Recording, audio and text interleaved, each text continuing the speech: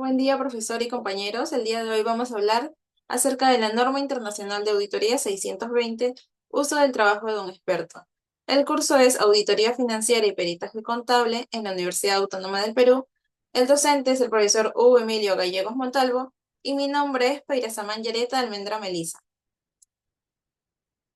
Bien, empecemos con la introducción. ¿Cuál es el alcance de esta NIA? La NIA 620 va a tratar las responsabilidades que tiene el auditor respecto del trabajo de una persona o organización en un campo de especialización, siempre y cuando este campo sea distinto al de la contabilidad o auditoría. Cuando dicho trabajo se utilice para facilitar al auditor la obtención de evidencia de auditoría suficiente y adecuada. No aplicar en dos casos. Primero, en situaciones donde el equipo de trabajo incluya un miembro, persona u organización especializado en un área específica de contabilidad o auditoría que son abordadas en la NIA 220.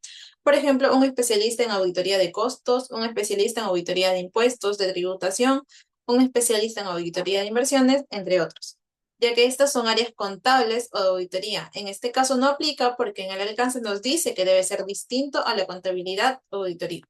Segundo, cuando se hace uso del trabajo de una persona especializada en un campo distinto. Aquí sí es un campo distinto, pero si el trabajo de esta persona es utilizado por la entidad para la presentación de los estados financieros, no va a aplicar, por lo que no sería independiente como tal porque ha trabajado para la entidad a auditar. En este caso se le denominaría experto de la dirección tratado en la NIE 530. Por ejemplo, un especialista en la aplicación tecnológica o un especialista en el área legal. Seguimos con la responsabilidad del auditor respecto de la opinión de auditoría. La norma nos dice que el auditor es el único responsable de la opinión expresada y la utilización de un experto no reduce dicha responsabilidad. Quiere decir que la responsabilidad del auditor sigue siendo de él, no importa si utilice o no un experto para llegar a las conclusiones. Si el auditor llega a la conclusión de que dicho trabajo es adecuado para los fines del auditor, puede aceptar los hallazgos o conclusiones del experto como evidencia de auditoría. En los objetivos tenemos dos. Primero, determinar si se utiliza el trabajo de un experto del auditor. Determinar si es necesario. Y segundo, en caso de utilizar el trabajo de un experto del auditor, determinar si dicho trabajo es adecuado para los fines del auditor.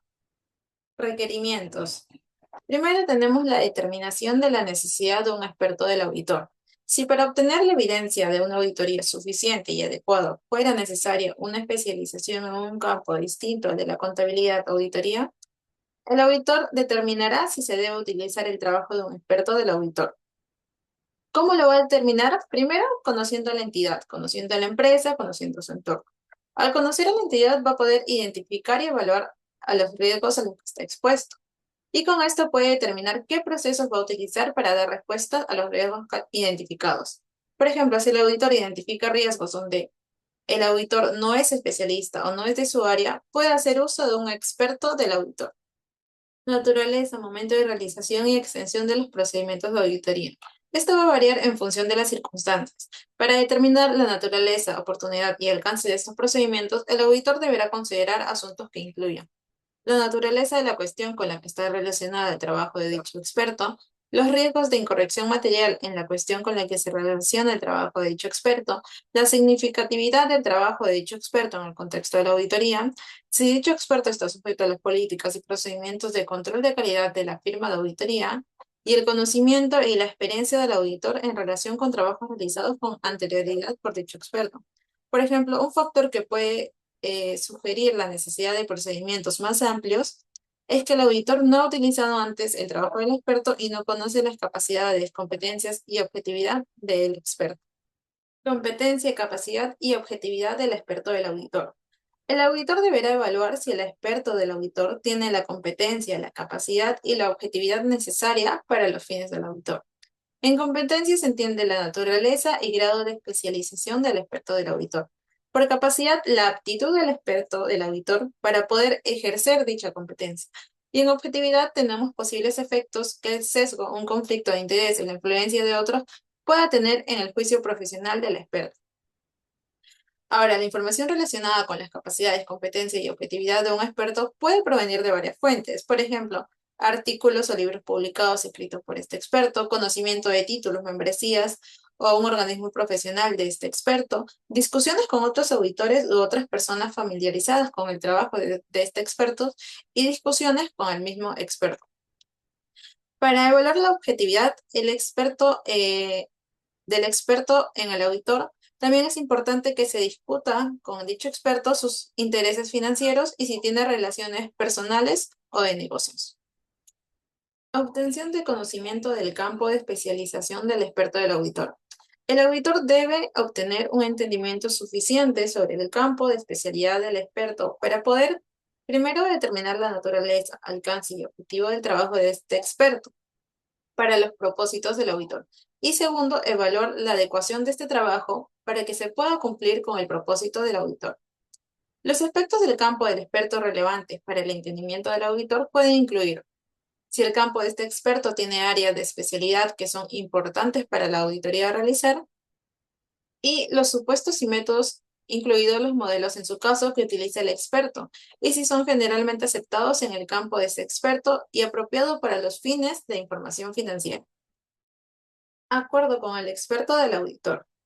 El auditor debe acordar con el experto del auditor por escrito cuando resulte adecuado las siguientes cuestiones. Primero, la naturaleza, el alcance y los objetivos del trabajo del experto. Hasta dónde el experto va a cumplir con su especialización en los procedimientos de auditoría. Segundo, las funciones y responsabilidades respectivas del auditor y del experto. Acá se debe acordar qué funciones y qué responsabilidades van a tener ambas partes respectivamente. Tercero, la naturaleza, el momento de realización y la extensión de la comunicación entre el auditor y el experto. Esto incluye la forma en la que el experto debe comunicar al auditor, qué tipo de informe va a proporcionar y en qué rango de tiempo lo va a presentar. Por último, la necesidad de que el experto del auditor cumpla los requerimientos de confidencialidad. El experto debe ser ético y confidencial. Así como el auditor cumple con la confidencialidad a la empresa auditar, el experto también debe de cumplir esto. Evaluación de la adecuación del trabajo del experto del auditor. Esto se da cuando el experto ya está rindiendo su informe o está brindando la evidencia, y el auditor debe evaluar que el producto final que está entregando sea conforme a lo que se plasmó en el acuerdo escrito. El auditor deberá evaluar la relevancia y la razonabilidad de los hallazgos o conclusiones del experto, así como también deberá evaluar si el trabajo del experto implica la utilización de datos fuentes significativas para este trabajo, la relevancia, es decir, la importancia, la integridad y exactitud de dichas fuentes. También si el trabajo del experto implica la utilización de hipótesis y de métodos significativos, la relevancia y razonabilidad de dichas hipótesis y métodos, teniendo en cuenta las circunstancias. En caso el auditor determina que el trabajo del experto del auditor no es adecuado para los fines del auditor o con los objetivos y acuerdos que se habían planteado, se deberá acordar con el experto la naturaleza y la extensión de un trabajo adicional que deberá realizar el experto. Y también se deberá aplicar procedimientos de auditoría adicionales adecuados a las circunstancias.